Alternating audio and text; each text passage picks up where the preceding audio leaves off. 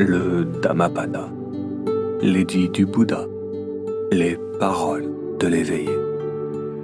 Chapitre 10, verset sur le châtiment. Tous tremblent devant le châtiment. Tous craignent la mort. S'élevant face aux autres, on ne doit jamais tuer ou être cause de mort. Tous tremblent devant le châtiment, et à tous la vie est chère. S'élevant face aux autres, on ne doit jamais tuer ou être cause de mort.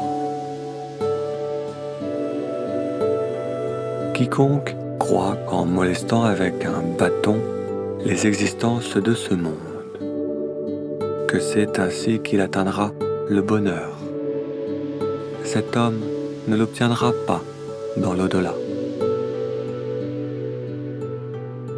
Qui ne croit pas qu'il faille molester avec un bâton les existences de ce monde, qui désire être dans le bonheur, cet homme-là l'obtiendra dans l'au-delà.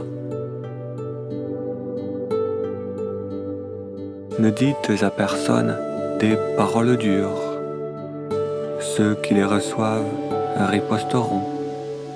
Pleines de souffrance sont les paroles coléreuses.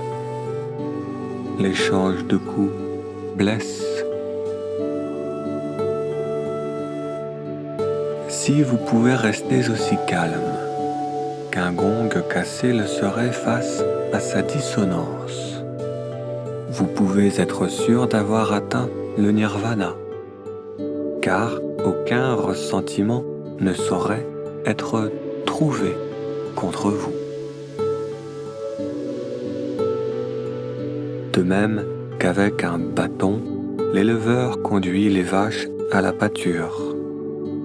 Ainsi font la mort et l'âge, qui conduisent tout un chacun vers la fin des existences. Quand un fou commet de mauvaises actions, il n'en comprend pas leur mauvaise nature. Ainsi, l'homme stupide est consumé, comme s'il était brûlé par le feu. Celui qui blesse avec un bâton, celui qui est sans bâton, viendra bientôt à l'un de ces 10 états. La souffrance, le désastre, les dommages corporels et les maladies, la perte de ses parents, de ses biens, de toutes ses maisons et de son corps. Cet homme n'atteindra pas non plus la connaissance transcendante, et il renaîtra en enfer. Ni de se promener nu ou d'avoir les cheveux dressés, ni la boue sur le visage ou le jeûne, ni même de se coucher sur le sol ou de méditer accroupi sur ses talons ne peuvent purifier un homme qui n'a pas surmonté ses doutes. Quoique paraît de couleur gaie, il vit en paix avec ses passions.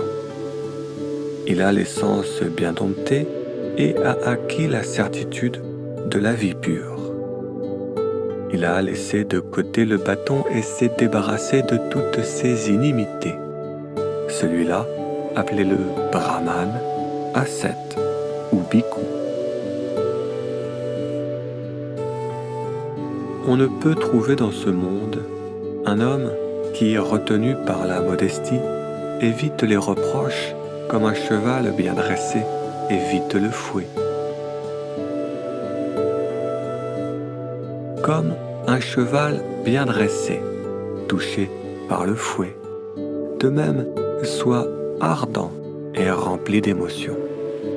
Sois confiant, éthique, énergique et concentré. Aussi, étudie le Dhamma et pratique-le sur ta conduite. Reste sage et attentif. Débarrasse-toi enfin de cette souffrance infinie. Les irrigateurs conduisent les eaux. Les faiseurs de flèches façonnent les flèches. Les charpentiers courbent le bois. Les hommes fermes se domptent eux-mêmes.